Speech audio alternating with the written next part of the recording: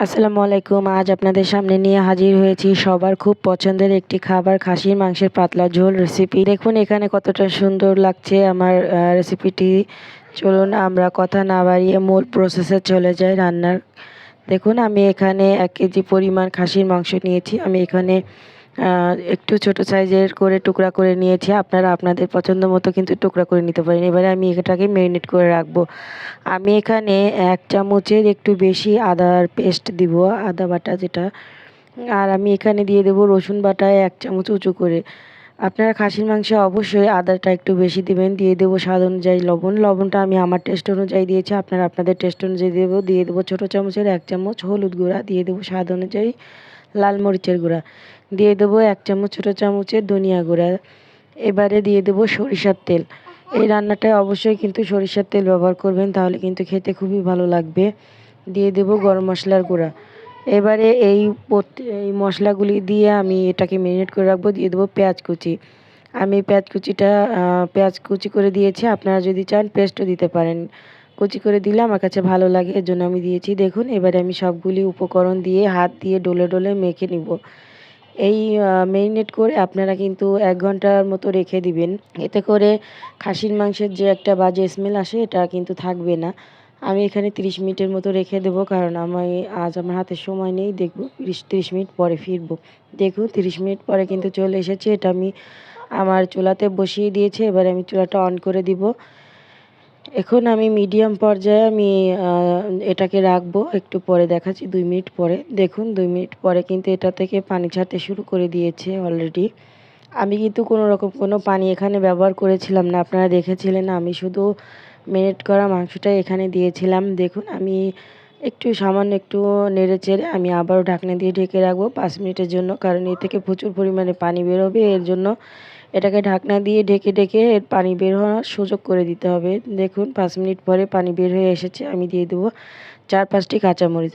অবশ্যই কাঁচামরিচটা দেওয়ার চেষ্টা করবেন, এতে করে কিন্তু খেতেও ভালো লাগবে, সুন্দর একটা স্মেল আসবে। দেখুন আমি আবারও নেড়েচেড়ে দিচ্ছি। এই পানিটা দিয়ে কিন্তু আমি মাংসটা খুব ভালো করে কষিয়ে নিব। আমার চুলাটা কিন্তু এখন মিডিয়াম ফ্লেমে আছে। এটা কিন্তু হাইও নেই, একদম লোতেও নেই, মিডিয়াম থেকে একটু সামান্য লোতে আছে, মিডিয়ামও বলা যায়। দেখুন আবারও চলে এসেছি 5 মিনিট পরে। এবারে কিন্তু চুলার যে মাংসটায় যে পানি ছিল, পানিটা কিন্তু শুকিয়ে এসেছে। তেল ভাসতে শুরু করে দিয়েছে। এ পর্যায়ে আমি একটু নেড়েচেড়ে আমি এখানে আলু দিয়ে দিব। আমি কিছুটা আলু এখানে টুকরো করে রেখেছিলাম। আলু, রসুন আর চুই ঝাল আমি এখানে টুকরো করে রেখেছিলাম, এগুলি আমি দিয়ে দিব। দেখুন আমি দিয়ে দিয়েছি। এবারে মাংসের সাথে আলু, রসুন, চুই ঝাল এগুলি আমি কষিয়ে নেব। আপনারা যদি চান তাহলে কিন্তু এগুলো দিতে পারেন, আর যদি না চান, কেউ যদি পছন্দ না করে তাহলে কিন্তু এটা স্কিপ করবেন। আমার এখানে চুই ঝাল, আলু, রসুন খাসির মাংসে ভালো লাগে, এর জন্য আমি দিয়েছি। আপনারা চাইলে দিবেন, না চাইলে না দিবেন, পছন্দ অনুযায়ী।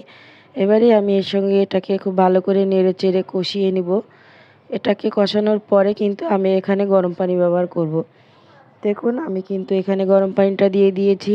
অবশ্যই এখানে গরম পানিটা দিবেন, ফুটান্ত গরম পানি দিবেন, তা নাহলে কুসুম গরম পানি দিবেন। তাহলে কি হবে, মাংসটা খুব দ্রুতই সেদ্ধ হয়ে যাবে এবং খেতেও ভালো লাগবে। দেখুন আমি কিন্তু অনেকটা সময় নিয়ে এটাকে কষিয়ে নিয়েছি। এবারে পর্যাপ্ত পরিমাণে গরম পানি দিয়ে দিলাম। এবারে এটাকে একদম লো আছে আমি 30 মিনিট জাল করে নিব। ফিরবো 30 মিনিট পর। দেখুন 30 মিনিট পরে আমার তরকারিটা ঠিক এই পর্যায়ে আছে। এখন কিন্তু আমার মাংস, আলু যে আমি যতটা সেদ্ধ করব ততটা কিন্তু সেদ্ধ করা হয়ে গেছে। আপনাদেরও আমি দেখাবো। দেখুন আমার এখানে লবণ কিছুটা কম হয়েছিল, আমি সামান্য একটু লবণ দিয়ে দিয়েছি উপর থেকে। এবারে আমি দিয়ে দেবো গরম মশলার গুঁড়া। দেখুন গরম মশলার গুঁড়াটা দিয়ে আমি আবার ভালো করে নেড়েচেড়ে দিব। নেড়েচেড়ে আমি কিন্তু এটাকে 2 মিনিটের মতো ঢাকনা দিয়ে ঢেকে রাখবো। অবশ্যই আপনারা গরম মশলাটা দিয়ে নেড়েচেড়ে 2 মিনিটের জন্য ঢাকনা দিয়ে ঢেকে রাখবেন, এতে করে সুন্দর একটা স্মেল আসে, খেতে ভালো লাগে।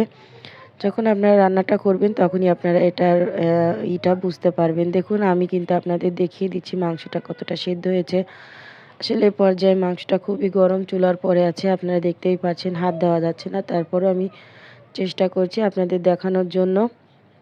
দেখুন আমি ওটা গরমে ধরতে পারি, আমি আরেকটা দেখাচ্ছি। এই দেখুন চাপ দেওয়া মাত্র, একদম প্রেস করার মাত্রই কিন্তু এটা ভেঙে গেল। আমি এরকমই রাখবো, আমি ঝোল এর থেকে আর কমাবো না। আমি এবারে 2 মিনিটের জন্য দমে রেখে দিব। দমে রাখার পরে আপনাদের দেখাবো আমি এবারে। দেখুন এবারে আমি সার্ভে চলে যাব চুলাটা অফ করে। এই যে দেখুন আমার তরকারির ফাইনাল লুকটা দেখতে কতটা লোভনীয় লাগছে দেখতেই পাচ্ছেন। আপনারা এই পর্যায়ে যারা আমার ভিডিওটি দেখছেন অবশ্যই লাইক কমেন্ট শেয়ার করবেন, সাবস্ক্রাইব করবেন, অবশ্যই বেল বাটনটা চেপে দিবেন। আপনাদের কাছে কেমন লাগলো অবশ্যই কমেন্টে জানাবেন। আসসালামু আলাইকুম।